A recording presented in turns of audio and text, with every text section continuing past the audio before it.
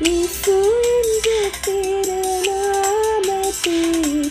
எப்போதுமே மிக ஸ்தோத்திரம். இயேசு என்ற திருநாமத்திற்கு எப்போதுமே மிக ஸ்தோத்திரம்.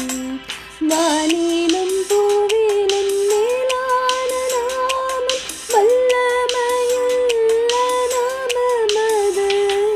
வானிலும் பூமியிலும் மேலான நாமம், வல்லமையுள்ள நாமமது.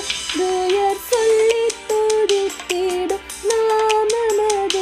தூயர் சொல்லித் துதித்திடும் நாமமது. இயேசு என்ற திருநாமத்திற்கு எப்போதுமே மிக ஸ்தோத்திரம்.